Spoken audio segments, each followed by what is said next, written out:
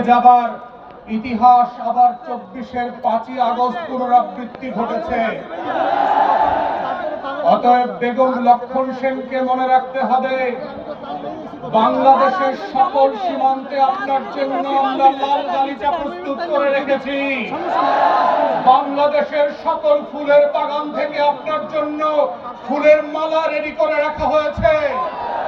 শুভেন্দু অধিকারী আর দিলীপ ঘোষের নেতৃত্বে কোন সীমান্ত দিয়ে ঢুকবেন, আমরা কোটি জনতা আপনাকে রিসিপশন দেওয়ার জন্য সেদিন উপস্থিত থাকবো এবং সরাসরি সীমান্ত থেকে কাশিমপুর আর কেরানীগঞ্জে নিয়ে যাওয়া হবে।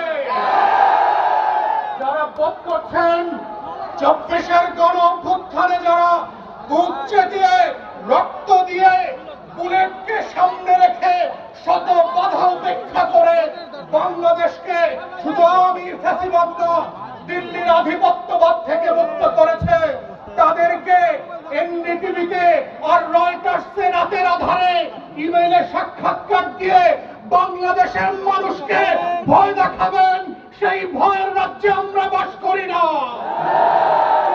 শত শত হাজার হাজার লক্ষ লক্ষ আবু সাইদ মুগ্ধরা বুক চিতিয়ে বাংলাদেশের প্রান্তে প্রান্তে সীমান্তে সীমান্তে পাহারাদার হয়ে বসে আছে বাংলাদেশের লাল সবুজের পতাকাকে হেফাজত করবার জন্য।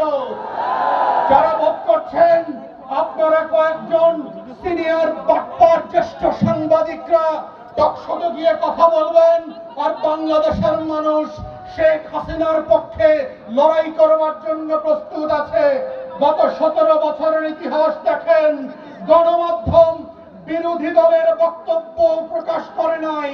টকশোতে বিএনপি জামাতের বক্তব্য ছিল না, কোন গণমাধ্যম তাদের খবর বক্তব্য পর্যন্ত প্রকাশ করায় আদালতের নিষেধাজ্ঞা ছিল। তারপরেও কিন্তু গণ অভ্যুত্থান ঠেকাতে পারেন নাই। মাথায় রাখেন, শুধুমাত্র গণমাধ্যমের ইতিহাস দিয়ে, শুধুমাত্র আওয়ামী ফ্যাসিবাদের কিছু দালালদেরকে দিয়ে টকশো করিয়ে বুদ্ধিদীপ্ত ভাবে বাংলাদেশকে আবার আওয়ামী রাজকরণ করবেন, সেই বাংলাদেশ দিল্লিতে ফিরবে, সোনার বাংলায় ফিরবে না। অতএব আমাদের বক্তব্য খুব পরিষ্কার।